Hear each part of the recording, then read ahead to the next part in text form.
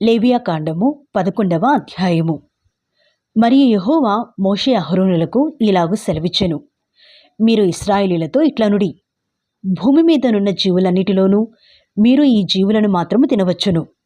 జంతువులలో ఏది డెక్కలు గలదై నెమరువేయునో దాని తినవచ్చును గాని, నెమరువేయు వాటిలోనూ 2 డెక్కలు గల వాటిలోనూ వీటిని తినకూడదు. ఒంటె నెమరువేయును గాని దానికి 2 డెక్కలు లేవు గనుక అది మీకు అపవిత్రము. పొట్టి కుందేలు నెమరువేయును గాని దానికి 2 డెక్కలు లేవు గనుక అది మీకు అపవిత్రము. కుందేలు నెమరువేయును గాని దానికి 2 డెక్కలు లేవు గనుక అది మీకు అపవిత్రము. పంది విడిగా నుండు 2 డెక్కలు గలది గాని అది నెమరువేయదు గనుక అది మీకు అపవిత్రము. వాటి మాంసమును మీరు తినకూడదు. వాటి కళేబరములను ముట్టకూడదు. అవి మీకు అపవిత్రములు. జలచరములన్నిటిలో వీటిని తినవచ్చును. సముద్రములోనేమి నదులలోనేమి ఏ నీళ్లలోనేమి వేటికి రెక్కలు పొలుసులు ఉండునో వాటిని తినవచ్చును. సముద్రములలోనేమి నదులలోనేమి సమస్త జలచరములలోనూ సమస్త జలజంతువులలోనూ వేటికి రెక్కలు పొలుసులు ఉండవో అవన్నీయు మీకు హేయములు. అవి మీకు హేయములుగానే ఉండవలెను.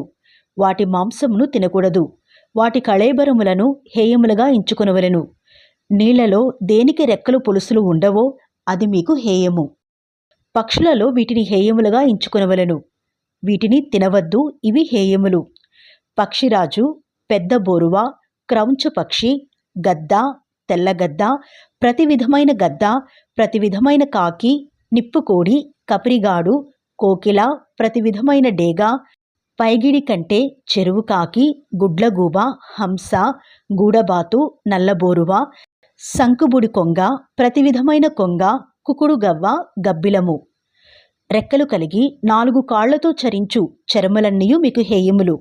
అయితే 4 కాళ్లతో చరించుచు నేల గంతులు వేయుటకు కాళ్ల మీద తొడలు గల పురుగులన్నీ తినవచ్చును.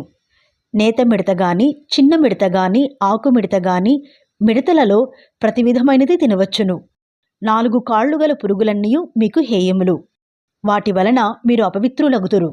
వాటి కళేబరములను ముట్టిన ప్రతివాడు సాయంకాలము వరకు అపవిత్రుడగును. వాటి కళేబరములలో కొంచెమైనను మోసిన ప్రతివాడు తన బట్టలు ఉదుకుని సాయంకాలము వరకు అపవిత్రుడగును. 2 డెక్కలు గల జంతువులన్నిటిలో విడిగా చీలిన డెక్కలు లేకయు నెమరువేయకయు నుండినవి మీకు అపవిత్రములు. వాటి కళేబరములను ముట్టిన ప్రతివాడు అపవిత్రుడగును. 4 కాళ్లతో నడుచు సమస్త జీవరాశులలో ఏవి అరకాలితో నడుచునో అవన్నీయు అపవిత్రములు. వాటి కళేబరములను ముట్టిన ప్రతివాడు సాయంకాలము వరకు అపవిత్రుడగును. వాటి కళేబరమును మోసిన ప్రతివాడు తన బట్టలు ఉదుకుని సాయంకాలము వరకు అపవిత్రుడగును. అవి మీకు అపవిత్రమైనవి. నేల మీద ప్రాకు జీవరాశులలో మీకు అపవిత్రమైనవి ఏవేవనగా చిన్న ముంగిస, చిన్న పందికొక్కు, ప్రతి విధమైన బల్లి, ఊసరవెల్లి, నేల ముసలి, తొండ, సరటము, అడవి ఎలుక, ప్రాకు వాటిలో ఇవి మీకు అపవిత్రములు. ఇవి చచ్చిన తరువాత వీటిని ముట్టిన ప్రతివాడు సాయంకాలము వరకు అపవిత్రుడగును. వాటిలో చచ్చిన దాని కళేభరము దేనిమీద పడును అది అపవిత్రమగును. అది చెక్క పాత్రయే గాని, బట్టయే గాని, చర్మమే గాని, సంచియే గాని, పనిచేయు ఉపకరణము ఏదియూ గాని అయిన ఎడల దానిని నీళ్లలో వేయవలెను. అది సాయంకాలం వరకు అపవిత్రమైండును. తరువాత అది పవిత్రమగును. వీటిలో ఏదైనను మంటి పాత్రలో పడిన ఎడల దానిలోనిదంతయు అపవిత్రమగును. మీరు దానిని పగులగొట్టవలెను. తినదగిన ఆహారమంతటిలో దేనిమీద ఆ నీళ్లు పడునో అది అపవిత్రమగును. అట్టి పాత్రలో త్రాగిన ఏ పానీయమును అపవిత్రము. వాటి కళేబరములలో కొంచెము దేనిమీద పడును అది అపవిత్రమగును. అది పొయ్యి అయినను కుంపటి అయినను దానిని పగులగొట్టవలెను. అవి అపవిత్రములు. అవి మీకు అపవిత్రములుగా ఉండవలెను. అయితే విస్తారమైన నీళ్లు గల ఊటలో గాని గుంటలో గాని కళేబరము పడినను ఆ నీళ్లు అపవిత్రములు కావుగాని కళేబరములకు తగిలినది అపవిత్రమగును. వాటి కళేబరములలో కొంచెము విత్తుకట్టు విత్తనముల మీద పడినను అవి అపవిత్రములు కావుగాని ఆ విత్తనముల మీద నీళ్లు పోసిన తరువాత కళేబరములో కొంచెము వాటి మీద పడిన ఎడల అవి మీకు అపవిత్రములగును. మీరు తినదగిన జంతువులలో ఏదైనను చచ్చిన ఎడల దాని కళేబరమును ముట్టువాడు సాయంకాలము వరకు అపవిత్రుడగును. దాని కళేబరములో ఏదైనను తినువాడు తన బట్టలు ఉదుకుని సాయంకాలము వరకు అపవిత్రుడగును. దాని కళేబరమును మోయువాడు తన బట్టలు ఉదుకుని సాయంకాలము వరకు అపవిత్రుడగును.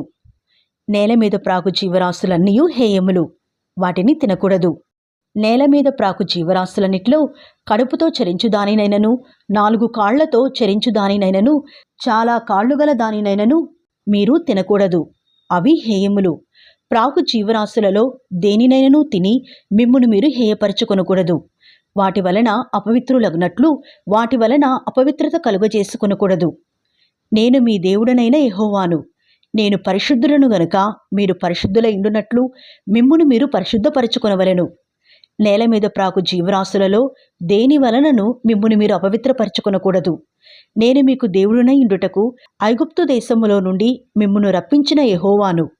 నేను పరిశుద్ధుడను గనుక మీరును పరిశుద్ధులు కావలెను. అపవిత్రమైన దానికిని పవిత్రమైన దానికిని, తినదగిన జంతువులకును తినదగని జంతువులకును భేదము చేయనట్లు జంతువులను గూర్చియు, పక్షులను గూర్చియు, జలచరములైన సమస్త జీవులను గూర్చియు, నేల మీద ప్రాకు సమస్త జీవులను గూర్చియు చేసిన విధి ఇదే అని చెప్పుము అనెను. లేవియా కాండము 12వ అధ్యాయము. మరియు యెహోవా మోషేకు ఇలాగు సెలవిచ్చెను. నీవు ఇశ్రాయేలీయులతో ఇట్లనుము.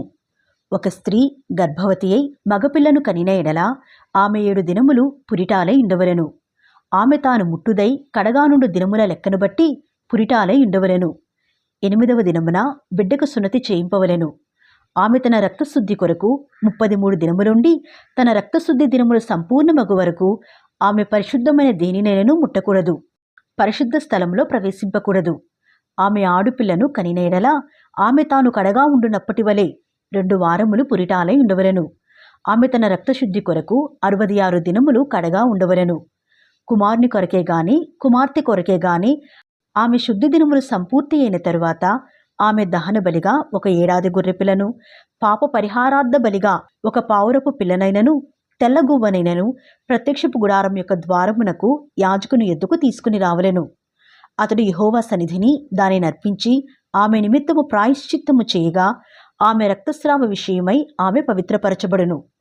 ఇది మగపిల్లను గాని ఆడుపిల్లను గాని కనిన స్త్రీని గూర్చిన విధి.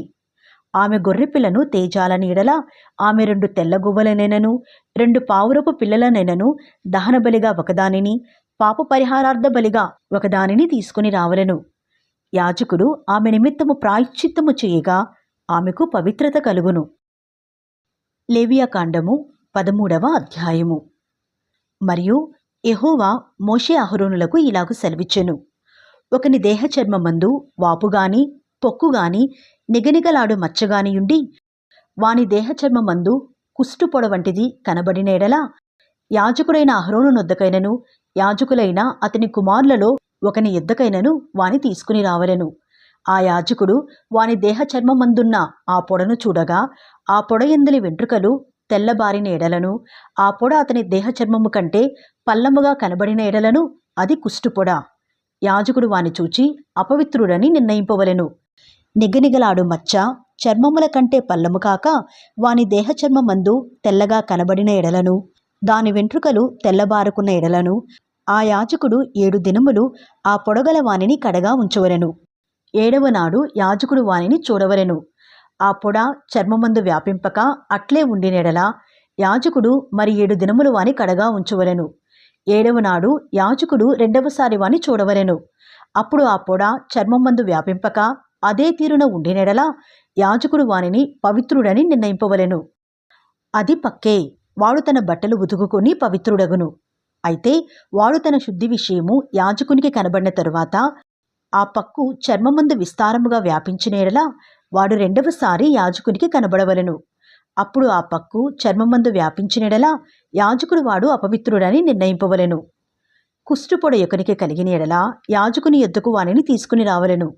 యాజకుడు వాని చూడగా తెల్లని వాపు చర్మమందు కనబడిన ఎడలను, అది వెంట్రుకలను తెల్లబరిచిన ఎడలను, వాపులో పచ్చి మాంసము కనబడిన ఎడలను అది వాని దేహ చర్మమందు పాతదైన కుష్ఠము గనుక యాజకుడు వాడు అపవిత్రుడని నిర్ణయింపవలెను. వానిని కడగా ఉంచకూడదు, వాడు అపవిత్రుడు. కుష్ఠము చర్మమందు విస్తారముగా పుట్టినప్పుడు యాజకుడు చూచినంత వరకు ఆ పొడగల వాని తల మొదలుకొని పాదముల వరకు కుష్ఠము వాని చర్మమంతయు వ్యాపించి ఉండినేడలా యాజకుడు వానిని చూడవలెను. ఆ కుష్ఠము వాని దేహమంతటా వ్యాపించిన ఎడల ఆ పొడగలవాడు పవిత్రుడని నిర్ణయింపవలెను. వాని ఒళ్ళంతయు తెల్లబారెను, వాడు పవిత్రుడు. అయితే వాని యొంట పచ్చి మాంసము కనబడు దినమున వాడు అపవిత్రుడు.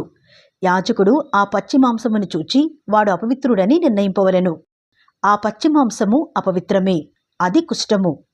అయితే ఆ పచ్చి మాంసము ఆరి తెల్లబారినేడల వాడు యాజకుని ఎద్దుకు రావలెను.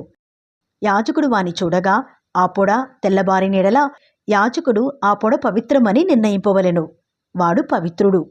ఒకని దేహచర్మమందు పుండు పుట్టి మానిన తరువాత ఆ పుండుండిన చోటను తెల్లని వాపైనను తెరుపుతో కూడిన ఎరుపు రంగుగల పొడగాని నిగనిగలాడు తెల్లని పొడగాని పుట్టినేడలా యాజకునికి దాని కనుపరచవలెను.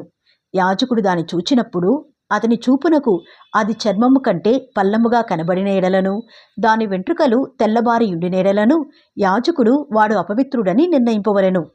అది ఆ పుంటి వలన పుట్టిన కుష్టుపొడ. యాజకుడు దాని చూచినప్పుడు దానిలో తెల్లని వెంట్రుకలు లేకపోయిన ఎడలను అది చర్మము కంటే పల్లము కాక కొంచెము నయముగా కనబడిన ఎడలను యాజకుడు 7 దినములు వానిని ప్రత్యేకముగా ఉంచవలెను. అది చర్మమందు విస్తారముగా వ్యాపించిన ఎడల యాజకుడు వాడు అపవిత్రుడని నిర్ణయింపవలెను. అది కుష్టుపొడ.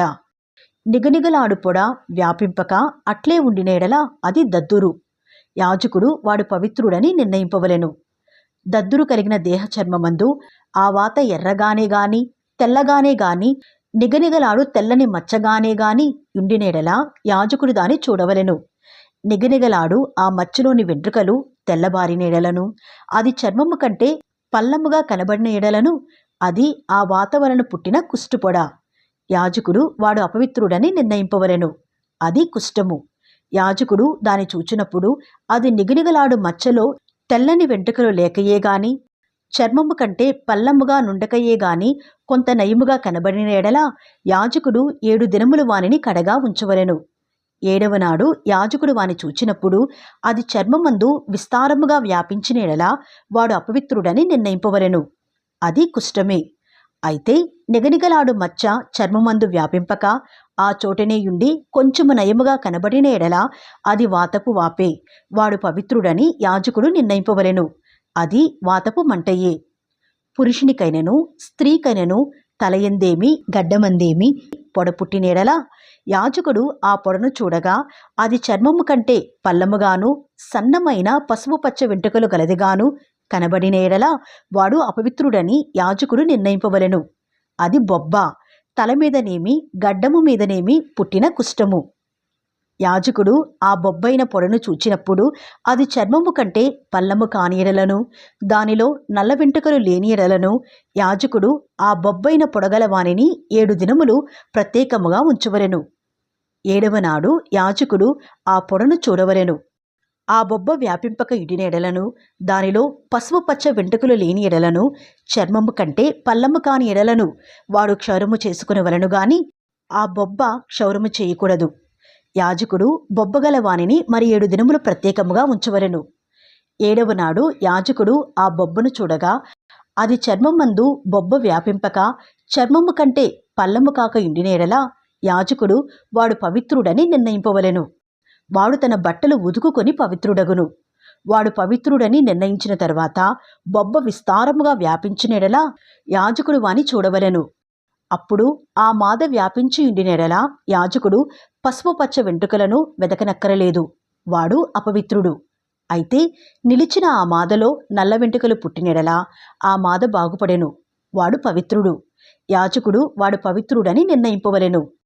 మరియు పురుషుని దేహపు చర్మమందేమి స్త్రీ దేహపు చర్మమందేమి నిగనిగలాడు మచ్చలు అనగా నిగనిగలాడు తెల్లని మచ్చలు పుట్టినెడల యాజకుడు వానిని చూడవలెను.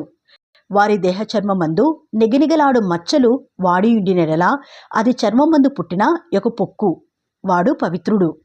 తల వెంట్రుకలు రాలినవాడు బట్టతలవాడు అయినను వాడు పవిత్రుడు. ముఖము వైపున తల వెంట్రుకలు రాలినవాడు బట్టనొసటివాడు, వాడు పవిత్రుడు.